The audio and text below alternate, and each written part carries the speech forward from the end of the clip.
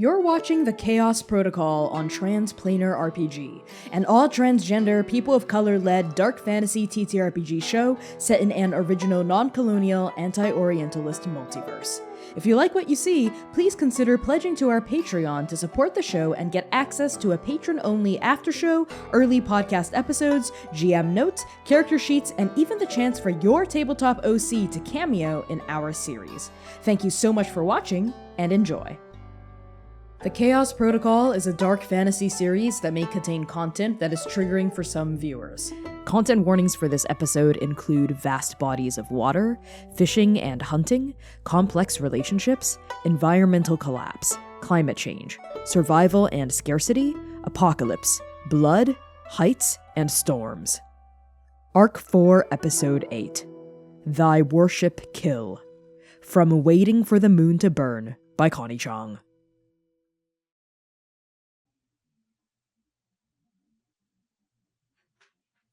At high noon in Hane Bay, everything has three shadows. The dock workers with their salt-kissed linens and rough skin stained with sweat. The oracle aunties squatting by the pier cawing at passers-by to learn a future or two. The servers of various izakaya tossing out last night's trash and shooting the shit in shaded alleyways. Even the gulls soaring in lazy circles beneath white-bellied clouds, each cast three tiny shadows onto the capital city of Hane Bay Prefecture. Above the clouds, the triple suns of Keseki smiled down upon this sprawling harbor city. The warmth of their long-reaching rays suffuses everything, from the granite cliffs that tumble down into pink sand beaches, to the glittering waves of Kagayaku Ocean and the fishing boats that bob upon them. Beneath these boats, a marine paradise blooms, with colorful shelves of coral, shoals of undulating briarfish, and neon ribbon eels flashing in and out of hidden crevices. A cold sea breeze wafts across the whitecaps, bidding the waves to crash against the rosy shores of Hane Bay. Docked at the wharf, a fisherwoman, upon a flat-bottomed shanban, pours her abundant catch into large woven baskets. Meaty bull crabs, all snapping claws and wriggling worm-like horns.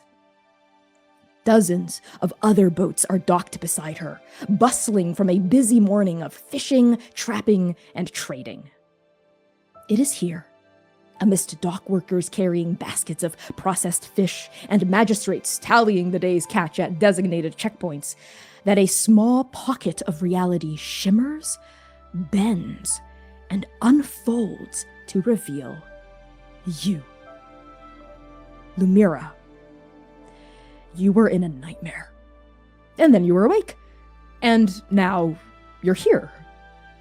The drifter stands before you, hazy and immaterial, half illusory. Your arm is still outstretched toward them, but your hand now phases through theirs as though they were a mirage.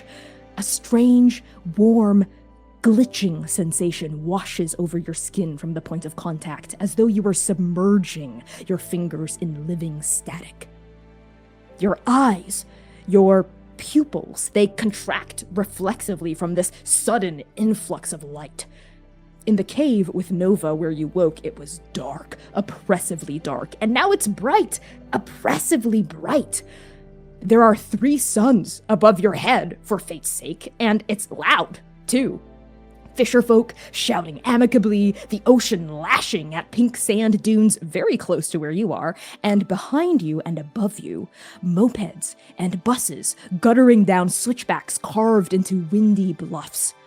Colorful houses with sloped roofs of ceramic tile squat along these cliffs, and even from this distance, you can see laundry hanging on wash lines, each piece of clothing like a tiny ghost waving at you from a past you barely remember. And the smells. By the 16, the smells! The crisp, salty tang of the ocean, The clean and briny smell of freshly caught shellfish, the mossy scent of the sun-warmed granite cliffs behind you. These scents are new, but deeply familiar. A bustling community raised in the lopsided smile of a bountiful ocean. There's no mistaking it.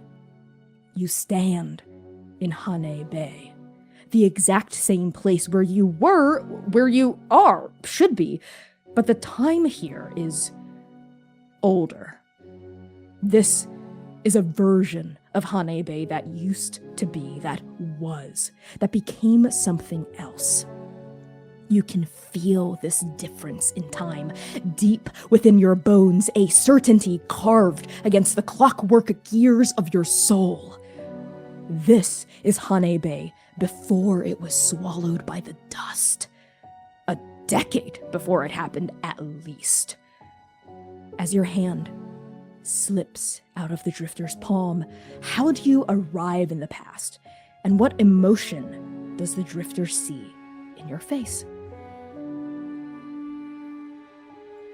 I think at first it's a mix of discombobulation and being startled, mixed with a speckle of fear, almost lacquered over the top of it like a freshly polished wooden floor.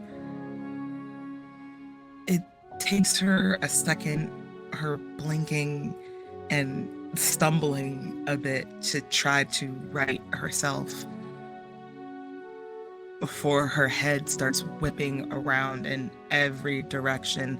It would be comical if it weren't this tinge of frantic anxiety that is layered over the top of it as she's staring around before her eyes target onto this glitch apparition. She's not 100% sure because the drifter has never interacted with her like this before. They've never been in the same area together for as long as she's been known for them to come to her. Did you just fault me? The drifter's faceless face had been studying Hane Bay, their eyeless eyes, scanning the horizon, scanning the docks, the workers, and you notice that though the people bustle around, some of them glance at you, kind of taking you in. You're a little overdressed. It's rather hot, and all of your layers here, you're starting to feel them kind of droop on your body. Most folk here have very few layers on, if any at all. But, looks of curiosity and openness quickly give way to whatever task they were focused on. But you notice that none of those eyes linger on the drifter at all. In fact, their gazes just move right past their glitching body as though the only person that can see the drifter is you.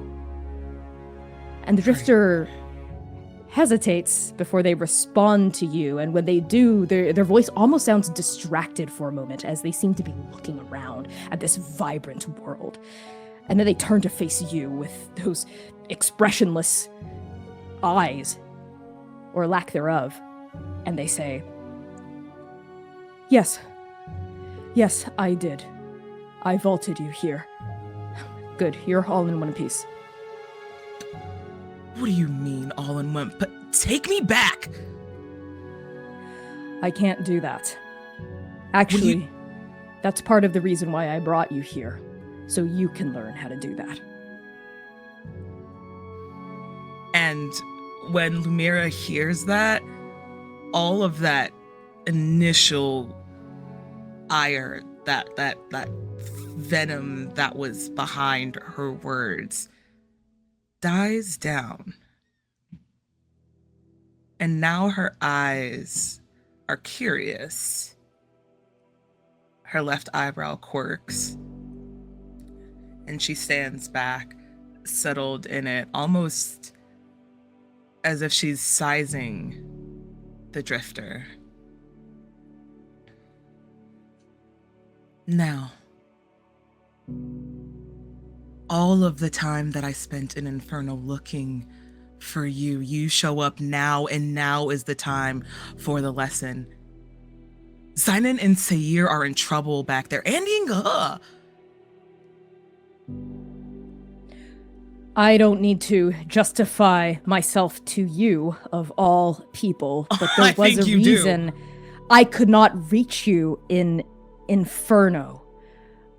For the same reason that I can reach you here, time and space are funny like that. There are boundaries, localized bubbles of reality that even a chronologist can't fully breach. But that's neither here nor there. I brought you here for a reason. To teach you a skill that you are going to need very soon. So I cannot waste my time or your time by explaining things that frankly don't need to be explained right now. And Lumièra steps back and splays her hands out in front of herself, as in, well, by all means, get started. You see the edges of the silhouette shift a little, as though they were adjusting their weight from like one leg to another as they look at you, and then they continue to speak. They say, "We are in the past. 16 years before your present, to be exact. The dust hasn't happened yet here, but it will. It's already started. They just don't know it.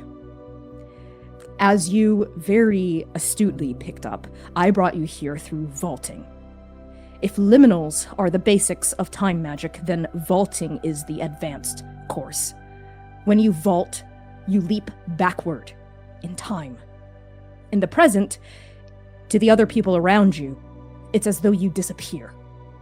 Here, in the past, time continues to move forward at the same rate as the present. So if you spend 5 minutes in the past, then 5 minutes elapse in the present as well. And those are 5 minutes you can never get back. Vaulting creates a paradox. You see, we as mortals, we're not supposed to be in two places at once. It's impossible. So, if you vault back to a time where you still exist, then the fabric of the journey corrects this wrinkle by folding both of you into a single entity. So the version of you that vaults will subsume the version of you from the past. If it sounds like a death, that's because it is. We do not do this lightly.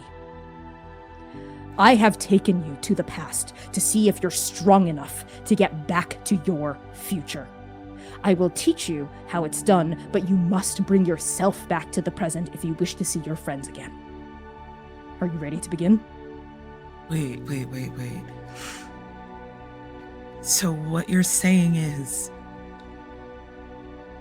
the version of myself from the present that jumps back to the past supersede the other? That's correct. Okay. Well, that is not how I thought this worked at all. Okay. What else? I am going to ask you for a lot, Lumièra. This will not be easy. Vaulting itself is an advanced technique, and the way you are doing it will be hard. But I am only going to push you this far because I know you can do it. Because you, frankly, cannot afford to learn it the easy way. As chronologists, how ironic it is that the resource we use and value the most we have so little of, time. But if you do this, when you do this, you must be able to do it flawlessly, without exception, under even the most difficult of circumstances. So this is a trial by fire. You will push yourself. It will be hard. It might even hurt. But it will be worth it. It has to be worth it. Do you understand? Lumièra looks like there's so much information being thrown at her, so she's digesting it. And she nods It's timid and subtle at first, but the more she does, the more she lulls this information and lets it sink in further. Her nodding becomes much more vigorous and frantic and sure. Okay. Trial by fire. Good. This is how vaulting works.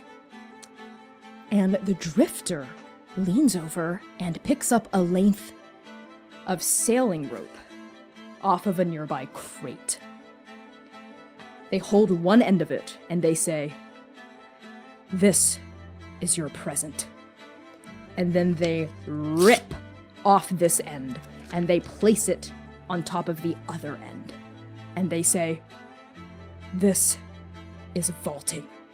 You take yourself out of the present and you go to the past. However, the longer you stay in the past, the longer your future hasn't happened yet, and the more likely it becomes that it never will.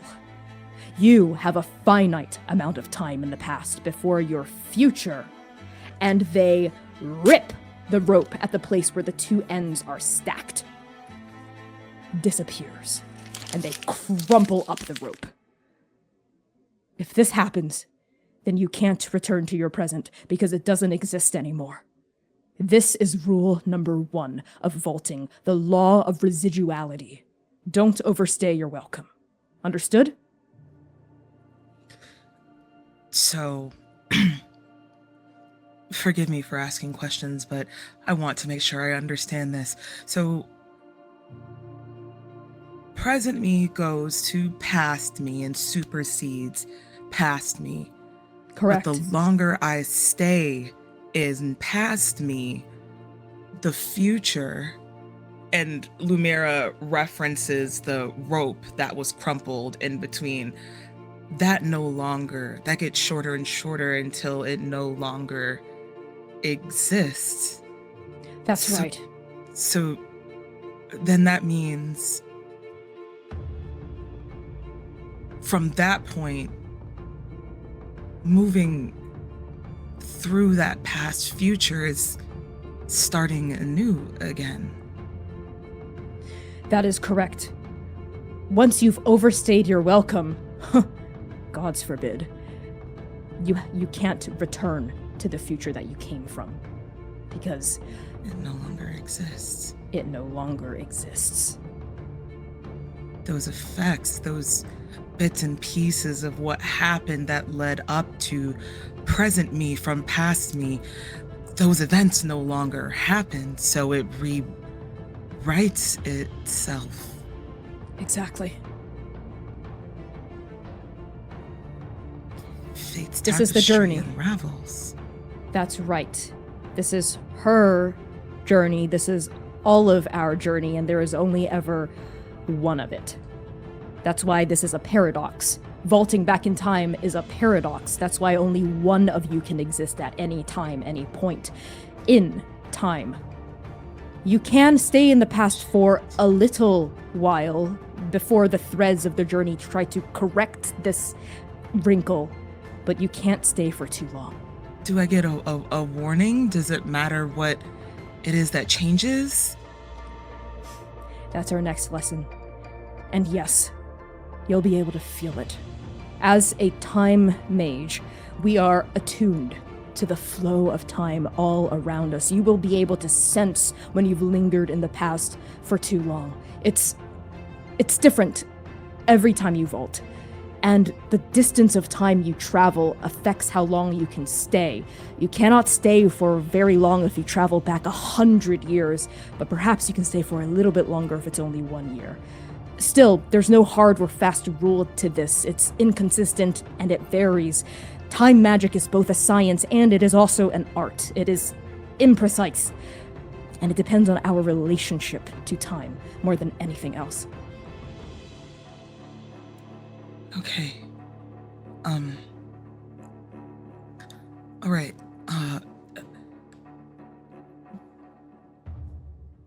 Where do we start then, I guess? And Lumièra's, again, looks so... just like she's gotten thrown 2 entire units the day before a final exam. So she's trying to grasp all of this and remember it. But there's still so many questions. But she figures the Drifter will show me at some point, right? And as though reading your mind, the Drifter says, I'm going to show you now. Because we've lingered here a little too long for my liking anyway. So, your first task right now is to bring us forward in time. Just a little. Not too much. At least, not to start. Lumièra, focus on the time that suffuses this place. Center yourself, wash away all distractions, and just listen. And then once you hear it, pull yourself forward through it. Through her. It's like stepping across a threshold that you have already been invited into. So don't force yourself, but don't linger on the doorstep either. Just go. Now. And Lumièra, what does it look like as you heed the Drifter's instruction?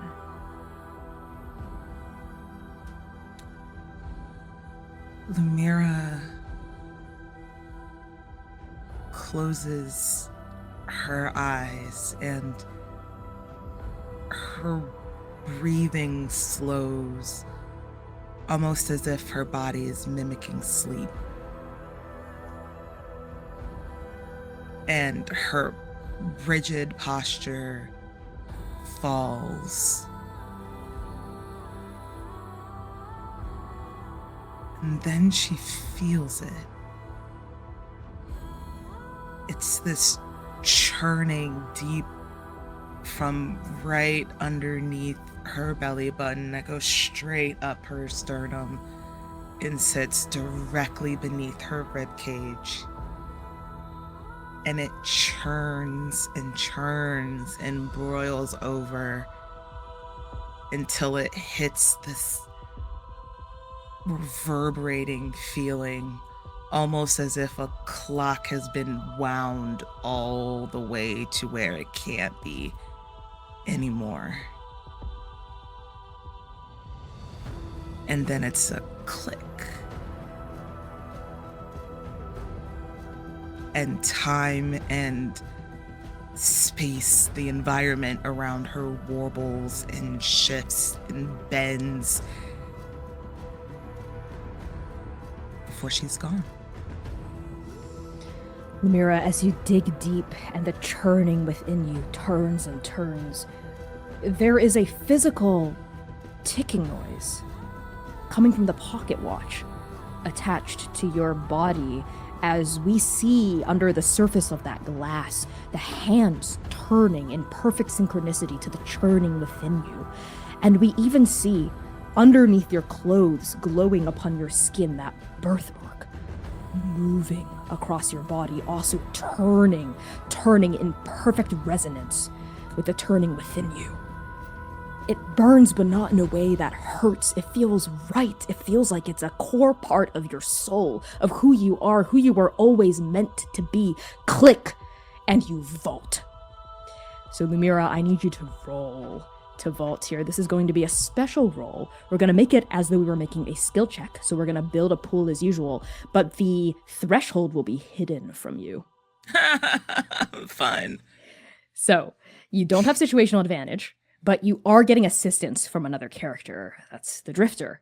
And you are harnessing a relevant tool or power. I'll let you decide whether that's your innate chronergy or the pocket watch. I'm going to use that as my innate chronergy. Perfect. I think this comes a bit more internally now. I love it. The first time you rely on intuition and instinct. above all. So roll me 3d20 and tell me just what the results of all three of them are. Small money. A 10, a 10, and an 11. Okay, that's perfect actually for this first check. Yes. So space and time bend around you. Things don't slow down or speed up as though you were creating a liminal. All of the colors, all of the sounds, all of the shapes and shadows and light, they just blur into each other. Almost as though you were in a slipstream again inside the kestrel. That's the closest comparison you have for this. There's a whoosh when you're in this tunnel of pure sound, pure light, pure time. And for a second you see it in this transitional phase. You see her. You see the streams, the sands of time, clockwork gears, and in the infinite and tiny spaces between them, it's her. And then you land. Lumièra, you stand in the exact same place, the shore of Hane Bay, with those triple suns shining in the sky above your head, but there's something different about this city. Something wrong. The water is farther away. It is no longer a few dozen feet out of reach, lapping at the pink sand dunes beneath your feet, but hundreds of feet away, a deep recession from what used to be the harbor. Dry docks extend into the deep, sandy slopes of Hane Bay. Ships are moored against these dunes, tilted on their sides, their vessels cracked from disuse and dust. There is dust now in the air, a thin film of it, ever present, a gray haze that persists across your vision, obscuring the far distance in its dull shimmer. It eats at your skin with a dry, desiccated eagerness biting into the soft flesh of your exposed face, your hands, your arms. There are still dock workers here, but they are few and far between, their bodies now wrapped tightly in linens, their hands covered in gloves, dressing a little bit more similarly to how you are garbed now. A single gull circles overhead, cawing hoarsely, and in the distance, bobbing upon the waves that still undulate at the far edges of the bay, you see the outline of boats. So many boats crowding the ocean, an armada of boats desperately plumbing the sea's riches for food and sustenance as the dust begins to trickle in. Next to you, the drifter lifts their head. Though they have no eyes, you get the sense that they are looking with gravitas and sorrow at this gray-tinged vista before you. And when they speak, you're not sure if it's to themselves or to you, or perhaps both. Just a few years. That's all it took. Just a fragment of time. This was just a few years? 4, Oh my to be exact. 4? And Lumièra says that with so much weight and disbelief behind it. There's no way that this type of erosion could have happened in just 4 years. This is decades worth of drought, and it was just so lush. And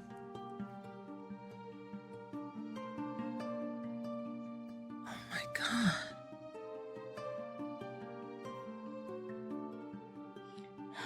The apocalypse came for this place quickly. The magic of it is so strong here. Too strong. This was Oblivion? And then the drifter's faceless face tilts up at the mention of Oblivion's name. As though on instinct, as though remembering something just now, as soon as you say Oblivion. And they freeze. And you see why. Because there it is. The seed of annihilation. The black hole. The size of a coin, looming in the distance like a perforation through reality itself. And Lumièra, what really grabs you is that it's exactly the same size as it was, will be, in your present, after you crash land on Keseki.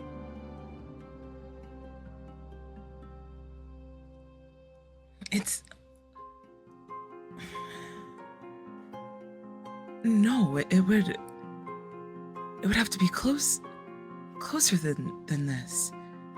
It was in the exact same spot. Now?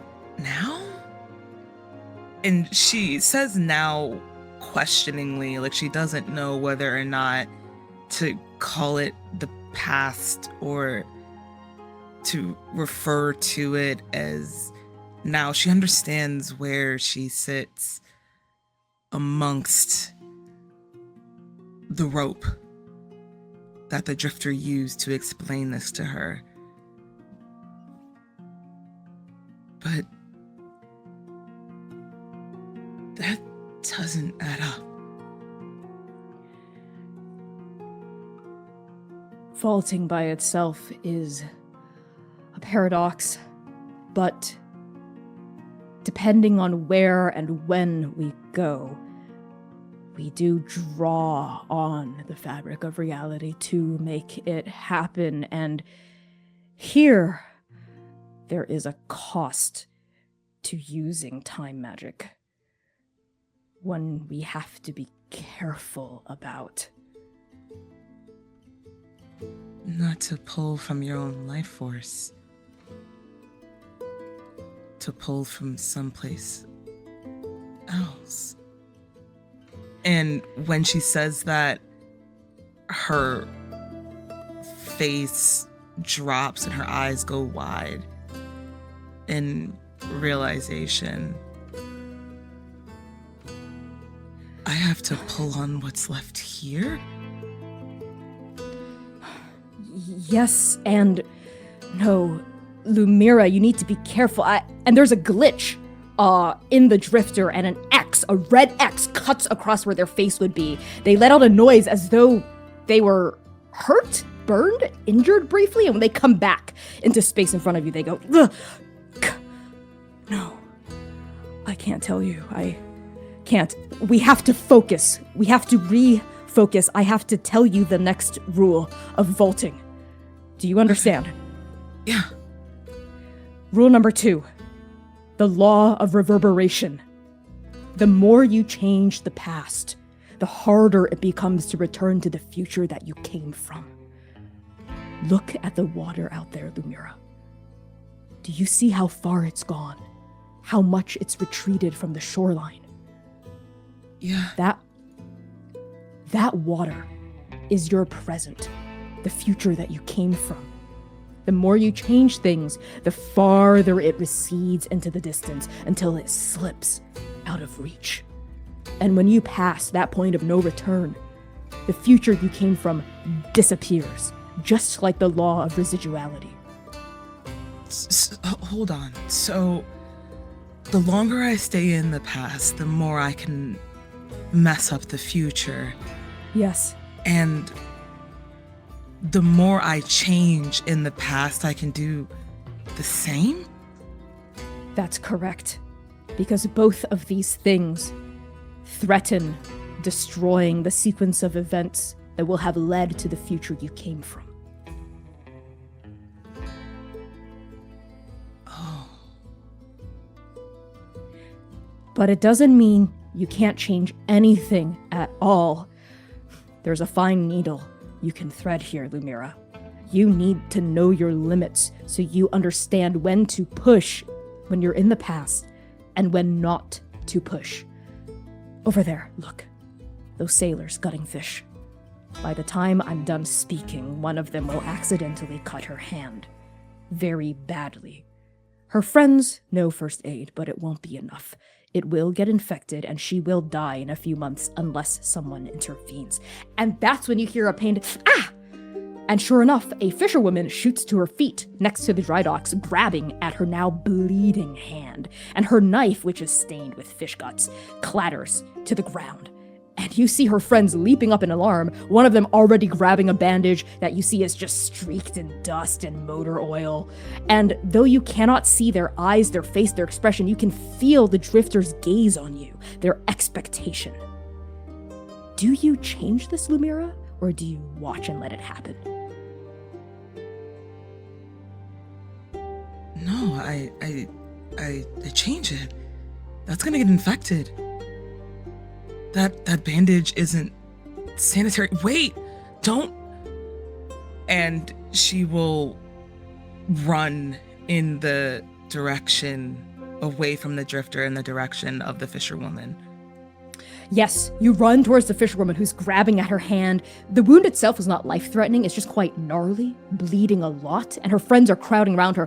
One of them is moving the bandage toward that hand, but as you shout out, they all look up in alarm and turn toward you.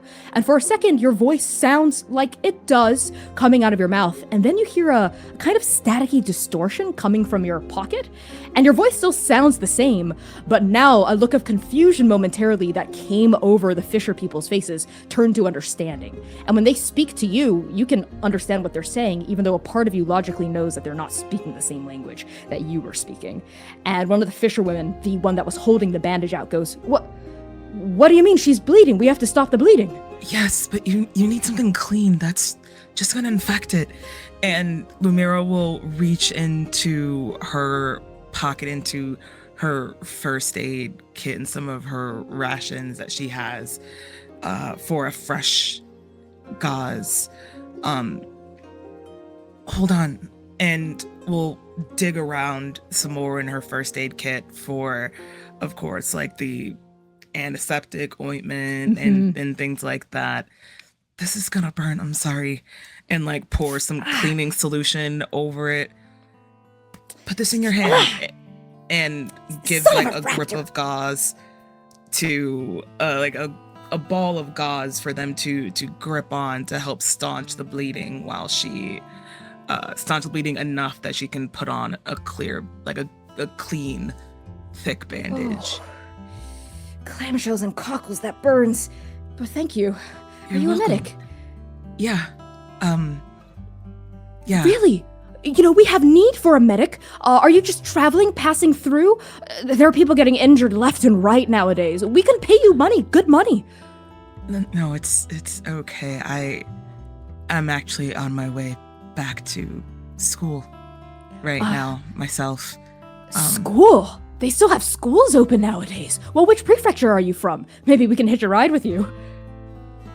It's and Lumièra tries to recall something from what Xainan has mentioned.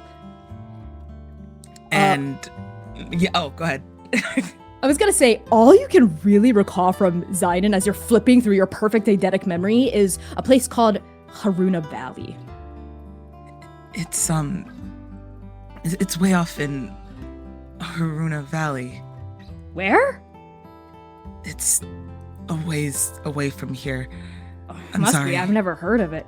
Wait, I think I've heard of it. It's got Haruna City, right? Yeah, that city that was by a lake, but it must be dried up like everything else. And the other fisher folk start gabbing and gabbing as you finish tending to this woman. They kind of like fall into a very comfortable rapport among each other. And then this fisherwoman who you just helped suddenly turns back to you and says, well, wait, at least take this. And she reaches into a woven basket by her side and carefully fishes out a pearl.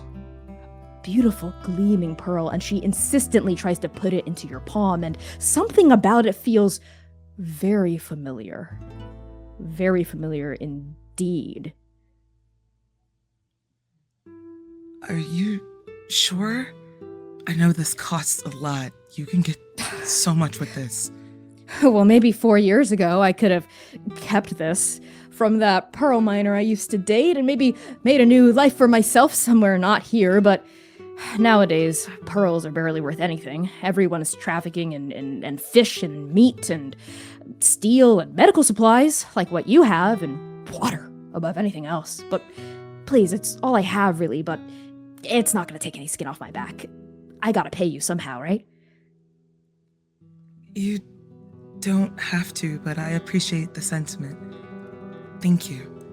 And she'll take the pearl and looks at it because it is so familiar.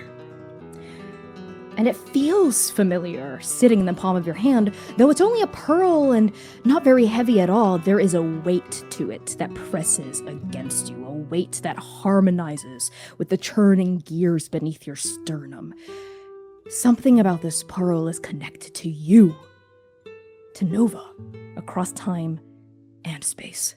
It feels important. Thank you. I appreciate this. Keep that clean, okay? Yes, I will. Or as clean as you can. Thank you again, and what's your name?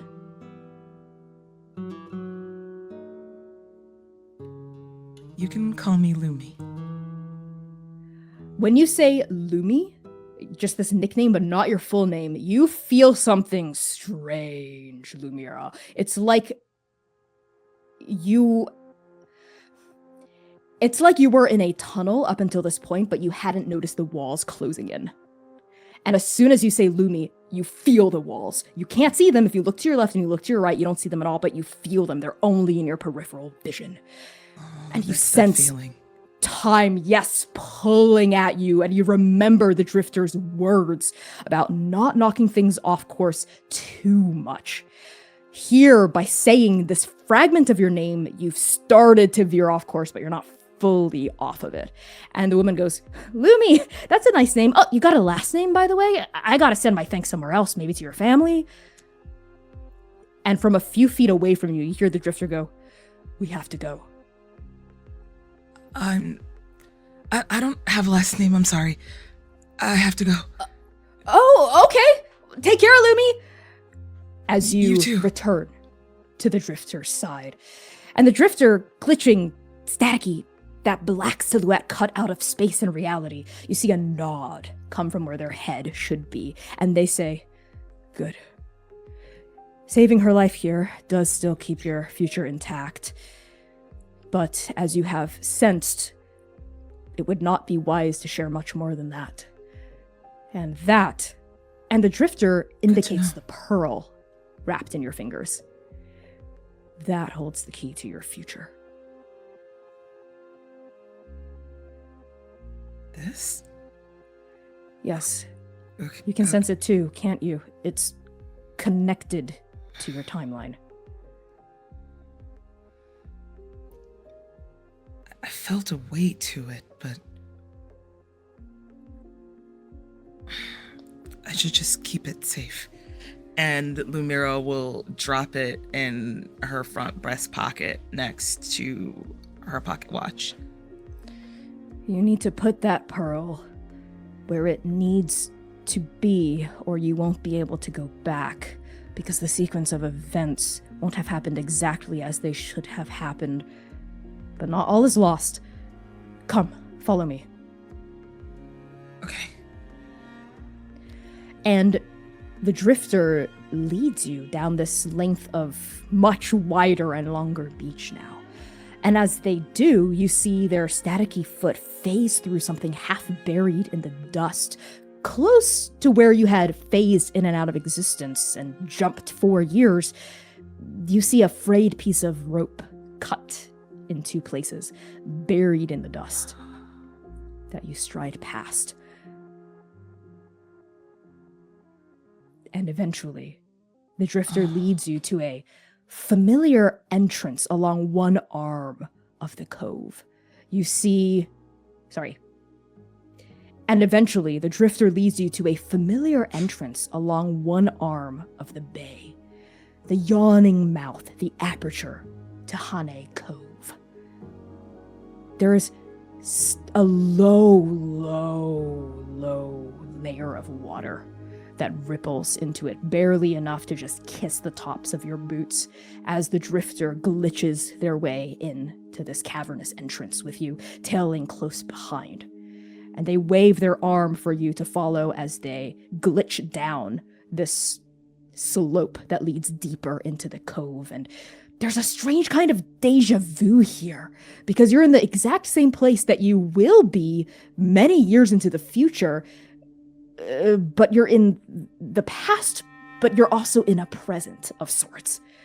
As you follow the drifters' staticky, glitching footsteps down through these tunnels, and eventually you see the water level start to rise as the tunnels slope down more and more and more, until eventually the seawater starts reaching up to your ankles, and then up to your knees, and then all the way up to your waist, drenching you from the waist down in this icy cold ocean water. But it never goes taller than your waist. As you continue to wade, you notice the drifter not making any ripples through the water at all, as though they were a hologram just phasing through the liquid. But they move as though they can feel the water with weight around them, and you do remember how they were able to physically manipulate the rope. So it seems they're both able to affect what's happening here and also not, that whatever boundaries are keeping them close to you and also separating you are both porous and mercurial. Lumièra, how do you navigate through this space? I think Lumièra navigates through waist-deep water how any person would navigate through waist-deep water. She walks with a quickness to keep up with the pace of the drifter, who does not seem to at all really be affected by the water like she is.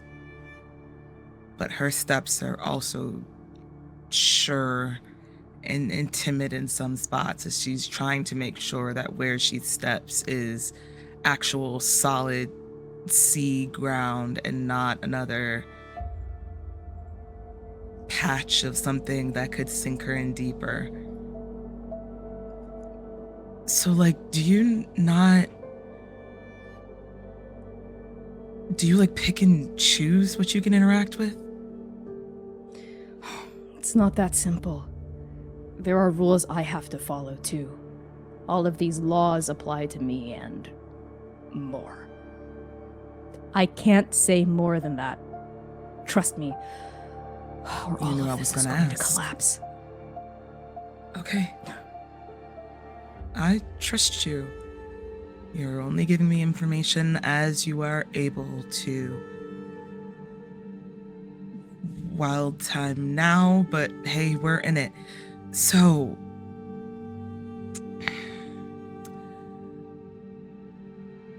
can't make big changes, can't stay too long. That's right. What else can you tell me? There are 2 more laws I need to show you. I need to teach you. But first, wait. And the drifter pauses, stops in front of you. Do you feel that? There's a thread connecting that pearl to where it needs to go. I can sense it, but only you can tell exactly where it is because it's your pearl. Lumièra reaches into her breast pocket and pulls out the pearl and stares at it very intently for a bit before, much like how before she vaults, she closes her eyes and grips the pearl in her hand before she opens her eyes back up again and sees the song. And the song is missing a bar. Right exactly where that pearl is supposed to be. She places the pearl directly into that missing stanza. And where that stanza is a brachiating piece of coral. Treasure coral. That's what these animals are. that were harvested by these pearl miners, whose grumbling voices you can hear echoing from deeper within this tunnel, forced to excavate and mine for their corporation, even in these waning years of Keseki's prime. You see this arm moving physically toward your fingertips as you unfurl this pearl, and this brachiating piece opens up, the tube widens, and you deposit the pearl into the entrance of this arm, and it swallows it. And you can hear the pearl rolling down the length of this tube as the arm then kind of unfurls away from you, like a flower petal moving toward a sun. It closes and furls back in. And you feel that resonance, that note placed where it should be. It rings in space and time, and it harmonizes deep within you. And you feel a great release and a relief settle over you. That's... Wait a second. And I think Lumièra turns to the drifter in that moment and goes, am I the reason Seir found that pearl down here? I cannot say for sure yes or no, but I would suspect yes. Holy shit.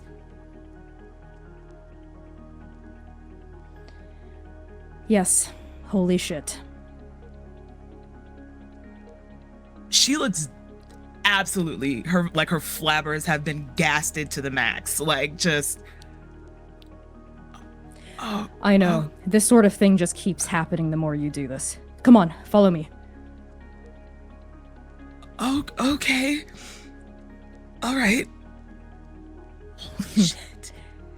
But you hear a tinge of humor coming into the drifter's voice as they lead you back out the way you came. And you hear them say, I remember the first time I did this too. It was a holy shit moment. And you just master this, right? This is just... It's not that easy. With any skill, the edge of it is honed with practice. Even for chronergists as naturally gifted as you are and as I am. Up the slope. It's time to move. Okay. The drifter leads you back to the entrance of the cavern, looking out over this mostly desiccated bay, still with that gleaming horizon of water in the distance. And the drifter says, you need to step through that door again, Lumièra, and this time you have to push yourself harder. You are still 12 years away from your present, and the longer you stay here, in this cove, on this beach, the farther away your future retreats. So I need you to reach for it now. Push yourself. Okay.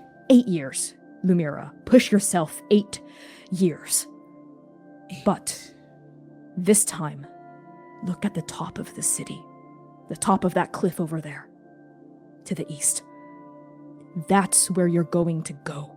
Step through time, step through space. Envision yourself there. Now, go. Okay, okay. And she'll Lumièra. Take a quick breath, close her eyes, and let it come to her again. We're gonna make the same roll as last time. The difficulty is still hidden, but it is harder this time. You do not have situational advantage. You have assistance. You are harnessing irrelevant to war power, so that is 3d20 total. Go for it. Okay.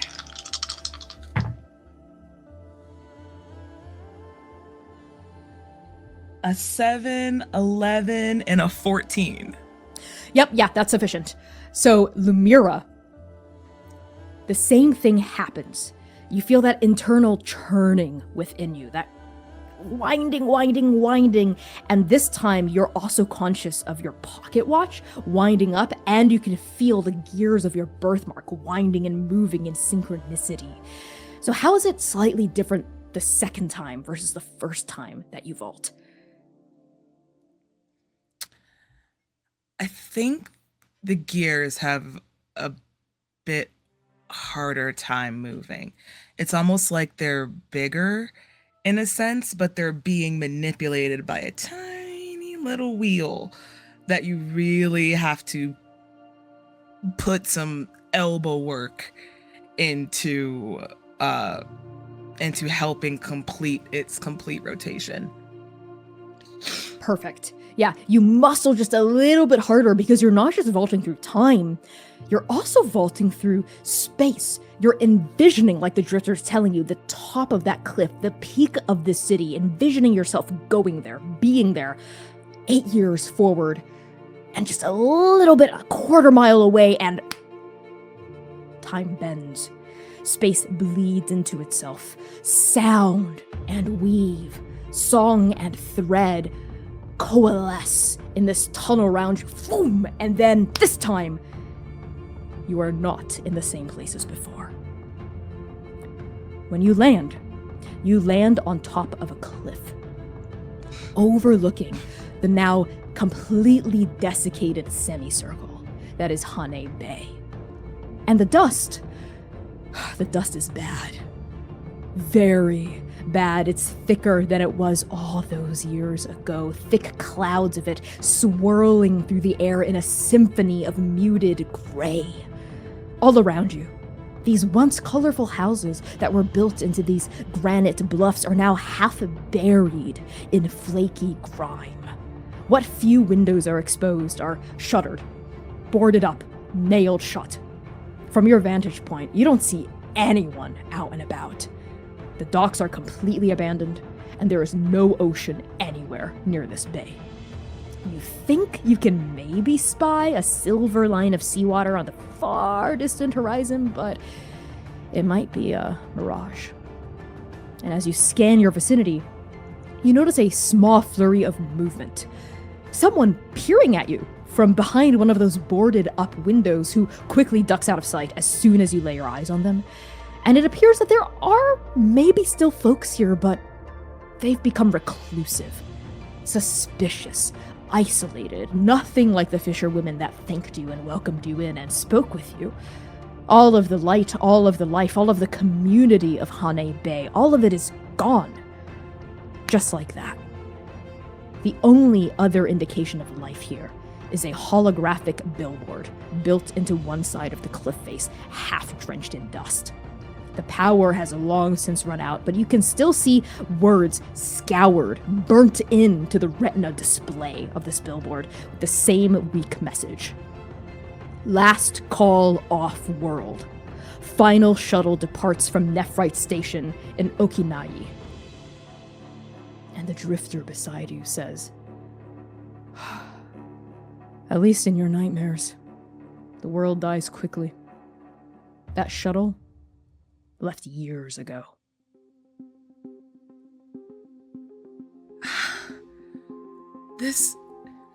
How? There are people still here. Don't they know that not everyone would have had access to be able to get away? They just left them here? Of course they did. I guess the cost of all of it wasn't worth it. The cost of life. That's right. There are mortals in this world that are very, very powerful. So powerful that, well, the things they do, the things they can do, affect much, much more than just themselves. How do they just let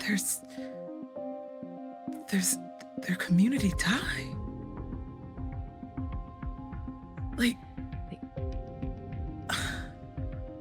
it doesn't make sense to me. No. It doesn't make sense to me either. It never did. How are you so calm about this? I'm not. But I have to stay focused. We have to stay focused here. Right. Or all of this is going to collapse. Focused.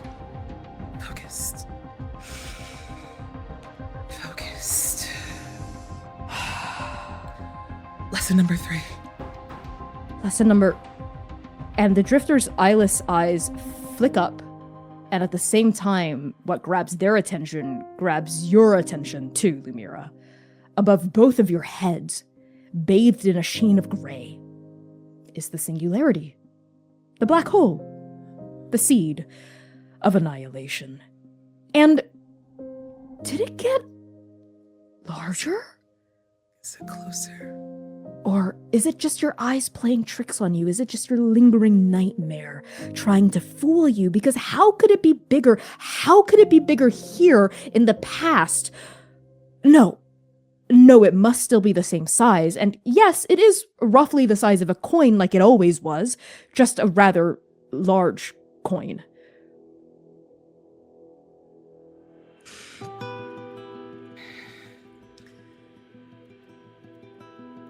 Does that move every time we do? The Drifter stays completely silent.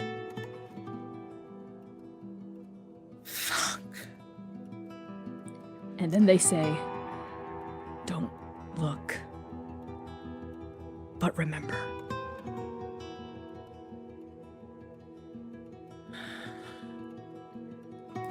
And she's been trying so hard to stay focused. So hard to keep that laser-like surgeon precision, her tunnel vision, that one-track mind on what the task is at hand.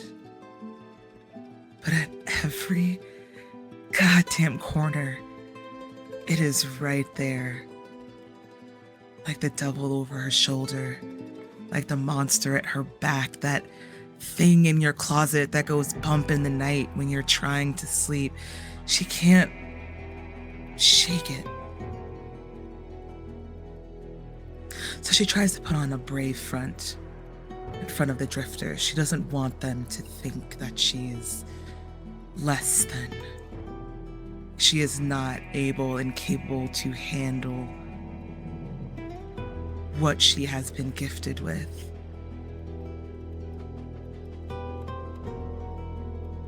But that anomaly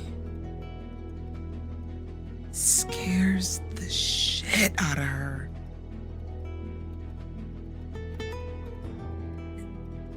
And it just keeps getting scarier. Again, as though reading your mind, the Drifter says, "Whatever you are feeling right now, whatever emotions and hesitancies that might be distracting you, it might be impossible to fully ignore them, but I'm going to tell you the third rule now. And your mind, you know it. Just keep it swimming forward toward it. You can do it. Focus on the lesson for now. Everything else, you'll deal with it later, like you always do." Focus on the task at hand. That's right. Everybody has a job. Okay. Rule number 3. This one concerns the relationship between time and space. When you vault, you can travel a distance equivalent to what you could physically cover with the same amount of time that you vaulted. So, if you were to vault 1 year into the past, you can essentially teleport anywhere in the world that you would be able to reach if you traveled for 1 year. However, there are some important limitations to this. The distance you can cover directly correlates to what you are capable of traveling in a certain amount of time, and the distance you would have traveled still affects your body. Look at that silver line in the distance. The thing that might be the ocean. The thing that is probably a mirage. It would probably take you 10 days to get there on foot. You could vault right now, 10 days into the past, and get there. But you would feel just as tired as if you walked for 10 days on your own. There's a second limitation you need to remember. The more familiar you are with your physical destination, the more likely you are to actually get there. When you're moving through time and space, you need to keep the limits of your body and mind in check. Otherwise, you might end up somewhere you don't want to be. Inside of a wall, stuck beneath the ground, split in half by a passing ship you didn't know would be there. If you don't know, truly know, where you're going, you might find yourself dead instead of at your destination. This is the law of relativity. Okay, so what happens if where I'm trying to go has somebody standing there? They might die, you might die, both of you might die, or you might fuse. Fuse?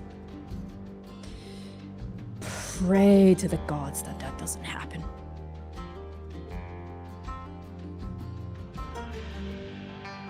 Oh, okay. So, how do you account for that then? It's an art, as much as it is a science. Always remember that. The better you know where you're going, the more accurate your vaulting can be. If you're vaulting wherever, whenever, the chances of failure become astronomically high. But if you are confident, you know every step of the way, you know this place, you know this time like the back of your hand, then more times than not, you'll succeed. But there is always, always the possibility of error, of accidents, of failure. Nothing is 100% assured. And this has been tested. Yes. But there aren't too many chronologists, not at our level in the journey. To fully test all of this would take perhaps more time than we have. And more blood and lives than we are willing to spend.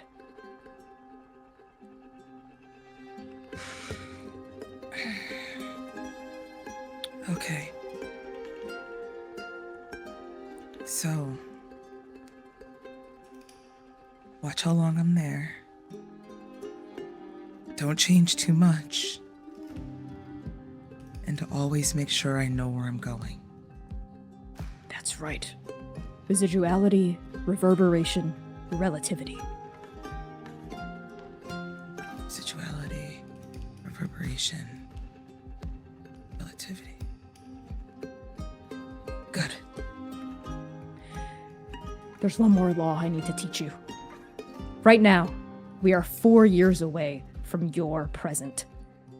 And we've spent about an hour in the past already. So, it's time for your final lesson. It is impossible to vault into a future that hasn't happened yet. We've been able to vault forward through time because all of this has already occurred. But after you return to your present, you cannot keep vaulting forward. It just won't work. This is called the law of recursion. The theory behind why you can't vault into a future that hasn't happened yet is quite interesting.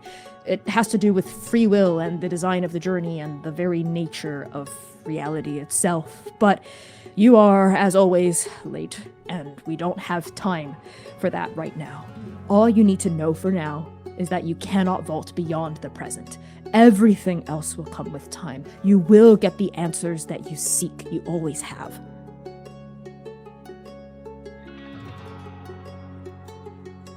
I always have? Or maybe you always will. God, all of this is so confusing. This is your final test, and it is one that I cannot help you with. And they glitch. A red X again. I need to go. And so do you. What? You need to vault 4 years into the future, all the way back to your present. Lumièra, envision where you want to go. Hold the destination in your mind. Use all of these laws I've taught you that you've executed flawlessly. Put them to use. Move your body through the door of time and space. Focus. Do it now. Ford the river. Bend the song. Now go. And Lumièra will close her eyes. When she closes them, she has almost like a perfect replica battle map of where Strike Team Nova was resting. Where Seir and Yinghe were laying, over where Xainan was desalinating water, to the section over in the corner where she was sleeping. And once she sees that, she physically points all of her effort, all of her energy, all of her chronergy directly back to her sleeping mat where she was. Back in the cave. Back in the cave. Perfect. So I need you to make one last roll to vault through time.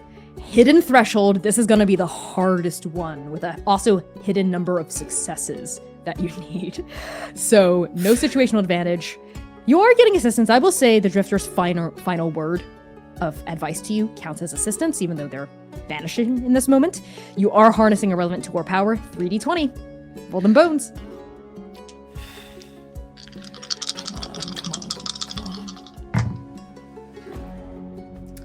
A 9, a 19, and a 17. No 5s or below for no reason. Nope. Okay. Heard. You were headed toward the cave, right? Yeah. Lumièra, space bends. Time collapses. Your body, mind, and soul invert and spring forward, and you feel yourself realign in space and time where you should be, where your present is, which is the future of this place, which is coming closer and closer and closer to you like a rubber band snapping back into position. And Lumièra, you are not in the cave. Fuck. You are not with Nova. You are not with the Drifter. You are alone, and you are in the middle of the storm.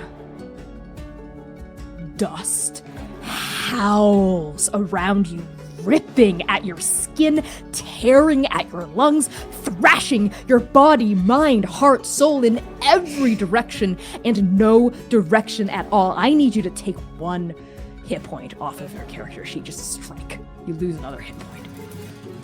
You are standing on solid ground, at least you think.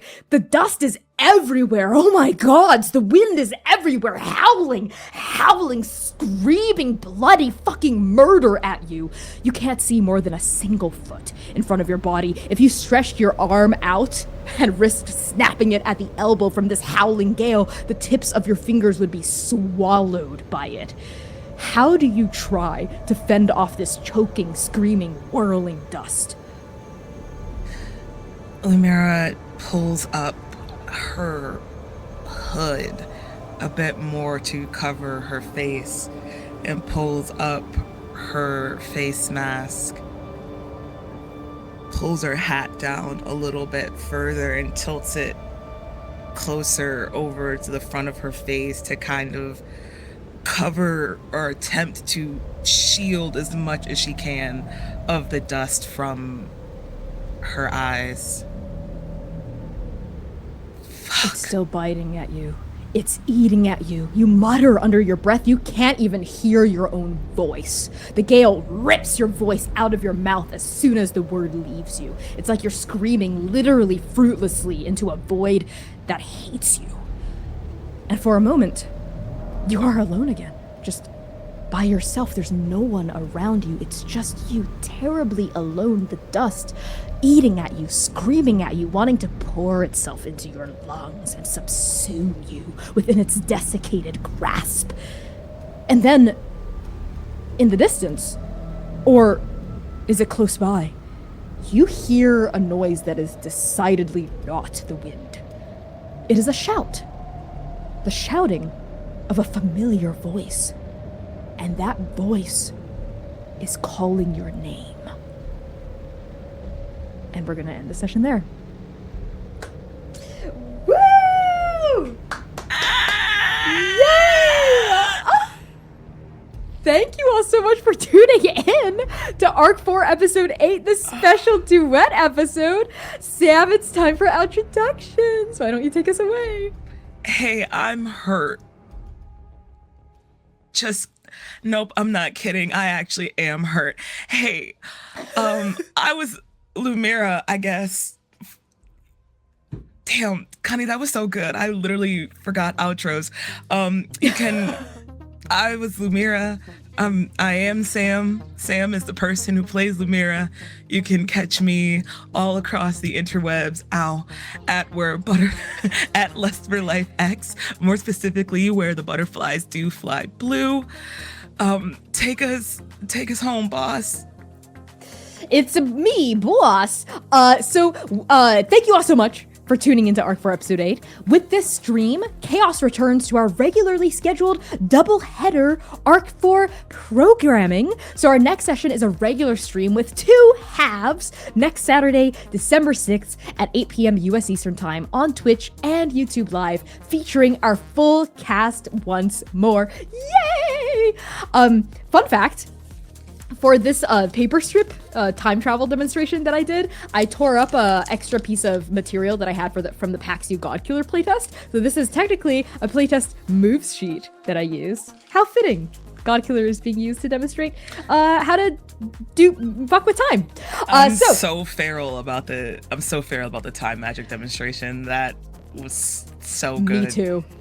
Literally, me and C spent this past week 5 hours deciding how time travel, nailing down how time travel would work in this show. And we were like gremlins at each other at the kitchen table, how does it work? We were drawing maps and diagrams, and then we tore up a paper towel and we were like, wait, what if this? What if we bent? What if we folded? What if we did this? You should have and we saw were like, me in my dramaturgy meeting with C. I was like,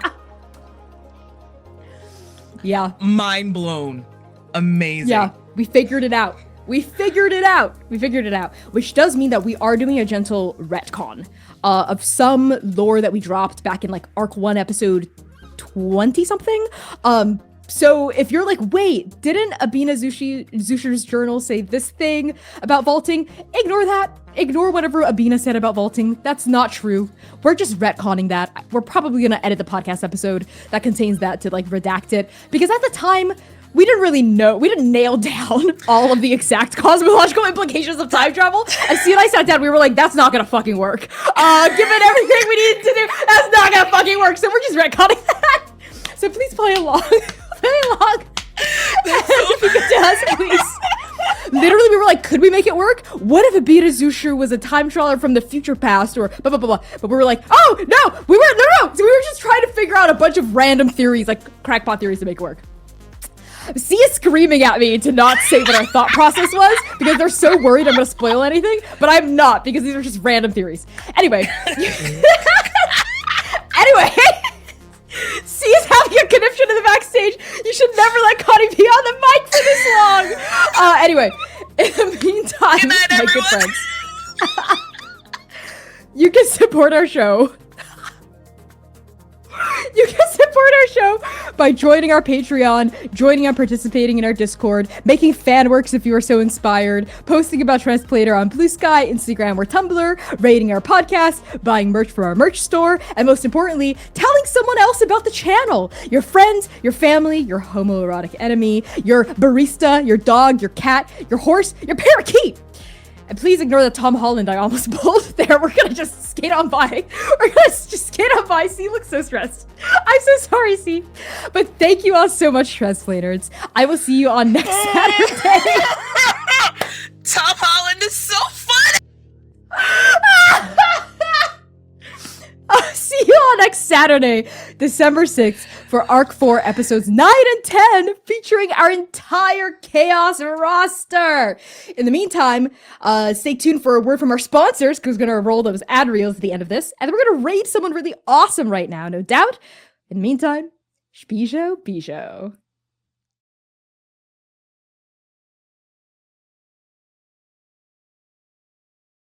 Hello, Transplanerds! You know what time it is. Sponsor Connie time. For Arc 4, we're collaborating with the Working Families Party, who are building a multiracial coalition of working-class people to make our communities a better place to live for everyone. You might be thinking, why does a political party care about a queer tabletop show? As it turns out, the Working Families Party believes in the power of fandom to effect positive political change in the real world. So do we. As a Transplanerd, you're no stranger to just how political our show can be and how our stories are never just fiction. In fact, let's take an action together right now by signing a petition by the Working Families Party to break up big media companies. This cause means a lot to us personally as indie actual play performers fighting censorship, telling authentic stories, and resisting authoritarianism. Go to bit.ly/WFPtrans and add your name to the list. By signing this petition, you will join the Working Families Party's mailing list and receive opportunities to help them organize, educate, and fundraise. So let's build a better future together.